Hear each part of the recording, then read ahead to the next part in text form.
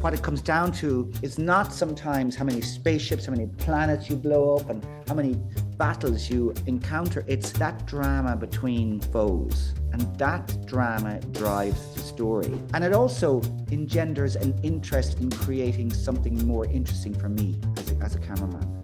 As someone who's trying to imbue a little more meaning, just use another tool that the audience is going to see or sense or feel.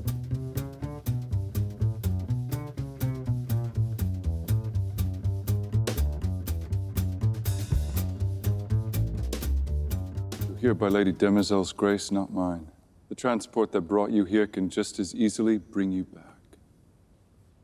Lady Demoiselle said that Glaywin is still alive. Glaywin... Oh, don't play games.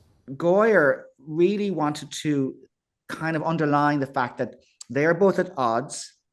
The Imperium, the Emperor is on his throne and is threatening his former officer, but the former officer is having none of it. But so he wanted the fact that it is both a very intimate scene between both those characters, but it takes place in this very large kind of throne room. What it comes down to is not sometimes how many spaceships, how many planets you blow up and how many battles you encounter. It's that drama between foes, and that drama drives the story.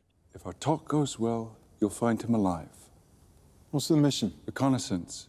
We have an informant on Siwenna. That's a spy's work. Siwenna's not a military threat. Not unless they're weaponizing cacti. So who's your actual concern? Well, when you sit down, you'd page turn with, say, the director, in this case, David. You go, okay, what do you need here, David? What are you thinking? And he'd go, in that scenario, he went, I need Day to be the most powerful one here. But then he comes down and I'm going to stage it where they literally stand nose to nose and threaten each other. And I want a certain point where I want the tables to turn. So he goes, okay, how do we create that photographically? Have you any ideas you can throw in the pot? And I'd say, okay, how about we do this? How about we just divide the lighting? Mm-hmm. And then when they come together, maybe we make it harmonious. We make it the same kind of lighting when they're both threatening each other, and make it a little harder and make it a little colder. And you won't notice the transition, but it happens. And he goes, Grant, I like the sound of that, because I don't want to be too self-conscious about the lighting, but it would be nice to shift the tone a little during the scene, because I think that whole scene lasts about 4 minutes. And so, not that you should change it because just for the sake of it, because it looks good, which is a valid reason, but it also just underpins what you're trying to say in the story, albeit in a subtle way.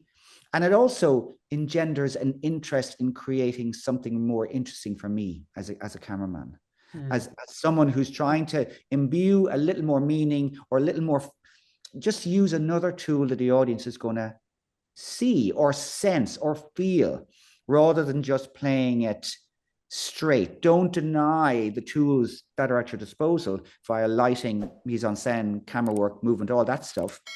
Use them if you think they're going to apply, but then also just don't do them for the sake of it. Don't just like take every knife out and put it on the table because you think you can use them, because then it's just a bit of a mess. Now I believe it was simply a ruse to buy his people time and distance. Currently, his followers worship his memory and recruit members from the fringes of empire. I want you to find out if the Foundation is a threat to me.